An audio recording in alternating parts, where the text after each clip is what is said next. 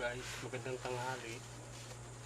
Pasensya na kayo kung ngayon ako nakagawa ng video kasi itong inverter, inaantay ko pa dumating kahapon. Binuksan ko na to, hindi ko lang na-videoan. Binuksan ko kasi nanigurado ako, malay mo iba-iba yung laman. Nangyari na sa akin kasi yun, iba yung hinatid. Pero ang inverter na to, pure sine wave, naka 60 Hz, 1000 watts, 12 volt system.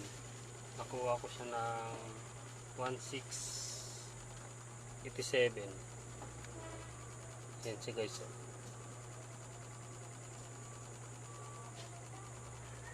Nakuha ko ng 1687 para dito sa DIY natin na to power wall. Ang inaantay ko na lang yung controller saka BMS. Ngayon i-testing natin to, i-assemble natin. Tara guys, samahan nyo ako. Ngayon ko pa lang to na testing kasi kahapon yung ginagawa ko, siyempre hanap buhay muna tayo, pamilya. So tinitingnan ko lang sa kahapon,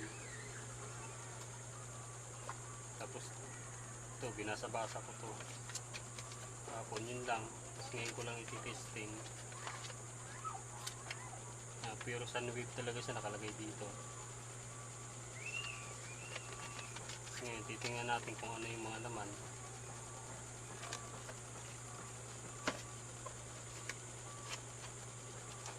Maganda naman pagkakabalo siya guys. So 1000 watts power inverter, input voltage 12 volt, pwede rin siya sa 24, 48, 60 volts. Pero ang ano lang, may arrow dito, yan o, naka 12 lang tayo. Tapos yung output nya power 500 watts. Siguro kalahati lang siguro yung pwedeng gamitin sa 1000, hindi pwede isagad. Yung output voltage niya 220 AC. Tapos 110, 220 lang, naka 220 lang tayo lang. Ngayon asimbulin na natin to. Meron siyang plug and play pang sasakyan, connector,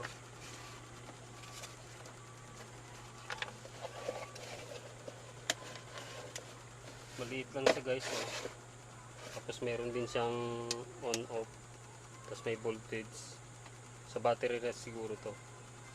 Gusto ko sana yung dalawa, yung voltage ng battery tsaka yung voltage ng AC. Kaso wala tayong budget, nasa 3,000. Alam niyo naman yung papa nyo, may diskarte lang tayo, mahina ang kita. Tapos pag gagawa ka ng content, para magkaroon ka ng content, bibilhin mo yung mga materials tulad nito. Yung BMS pala na pangarap ko, yung ay BMS controller, gusto ko ma-testing yung Elijoy. Ang in-order ko yung 60 ampere. Mas maganda yun kasi yun, pag kahit 12 volt system mo, pwede ka gumamit ng 600 watts solar. Pag 40 kasi 400 ka lang. So guys, na-install ko na, titestingin natin. Wala lang tayong pang lagay charge ng cellphone sana. Tingin natin dito, kita pa guys. Ibabaw ko na lang.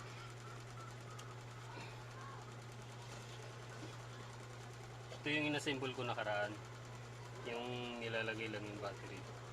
Tapos maglagay na lang tayo ng sapin, mamaya may ground.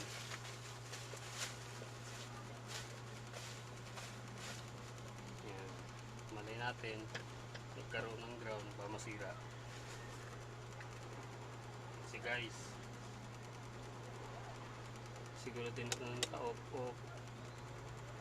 Tapos, ipitin na natin dito.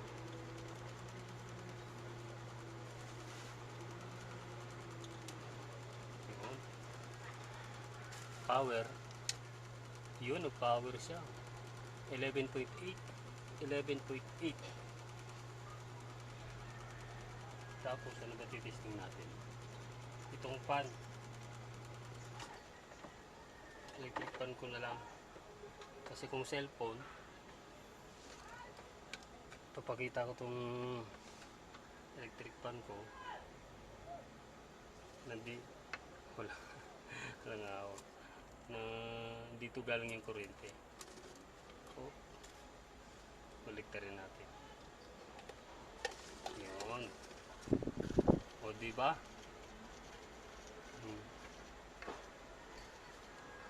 Hindi ko lang mahila guys eh.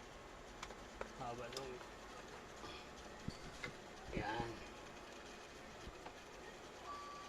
Subukan natin patayin. Tingnan natin.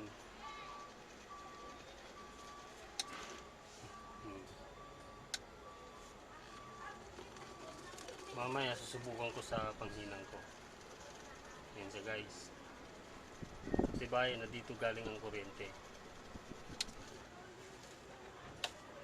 Gagawa rin ako ng video. Gagamit tayo ng washing. Tapos ito ang gagamitin natin. Yung inverter na to tsaka itong battery na to.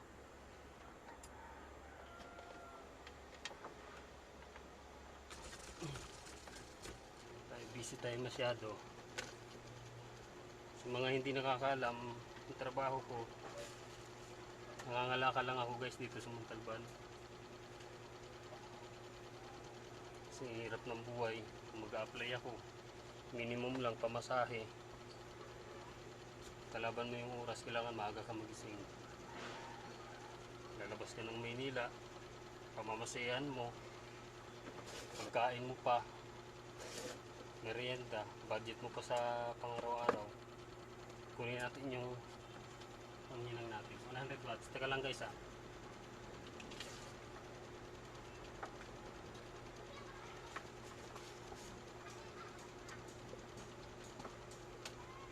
Subukan natin maghinaw.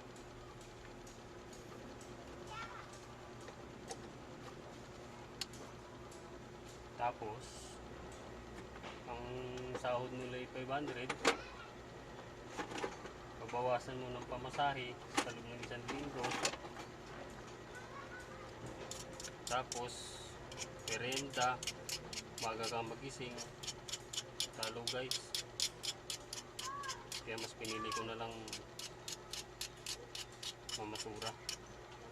Gumagana na siya guys. Oh. Umiinit na. Testingin natin kung kayang mag tunaw na lead wire. Subukan natin dito. Ito yung 100 watts ko na ano, na online ko lang din nabili sa Lazada. Subukan natin sa manipis na wire. Gagawa nga pala ako ng patungan nito. Kasi bago lang din ako naghinang eh. Wala rin akong patungan. Magdi-DIY na lang tayo. Subukan din natin sa mga makakapal. Makapal na ito, makapal. Tapos makapal din na ito.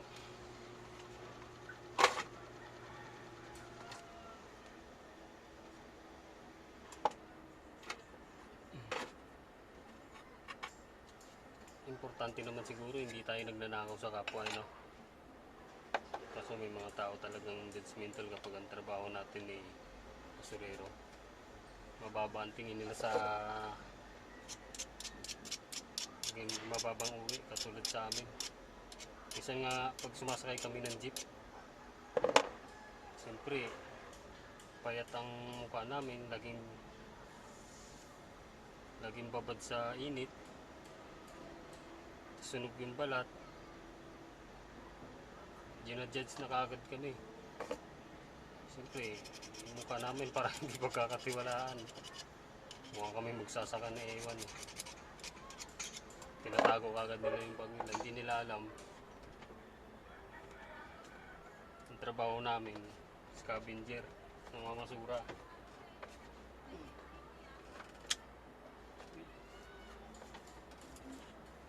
12.5 pa rin. Tingnan natin kung kaya na mag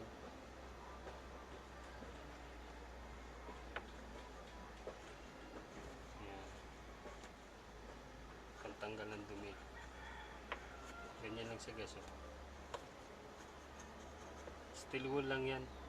Ginawan ko lang ng paraan. Tapos subukan natin sa manipis. Kita ba guys?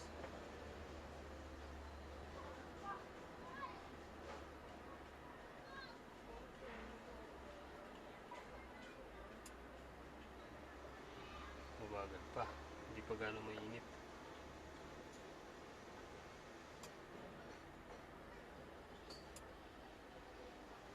Yun. Kaya.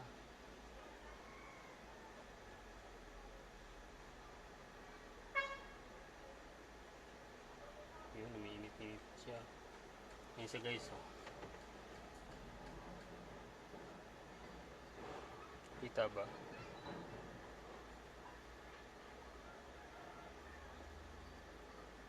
Yan, oh. Kaya ng ano, 11.5. 100 watts na soldering iron to gamit ko. Oop, nalaglag. Dito naman tayo sa makapal.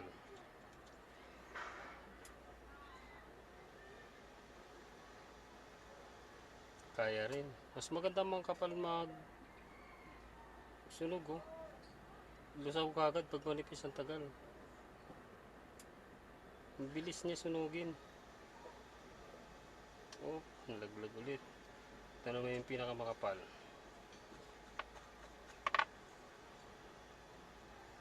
Kasi guys, papakita ko lang.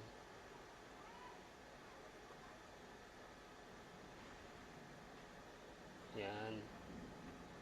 Nasa guys, oh.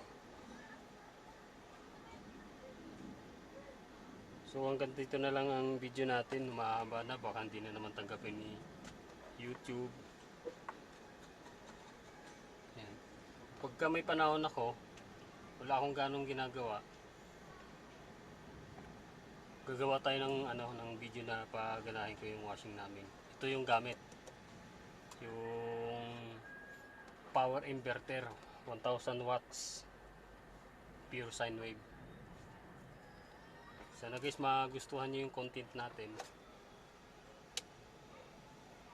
Kasi baguhan lang ako dito sa ganitong ganitong pag-YouTube, pag-vlog.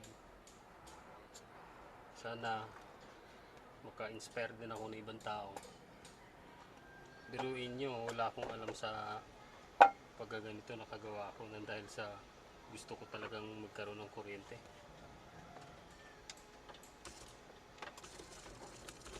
Nagagamit pa namin yung washing, dryer, electric fan, TV,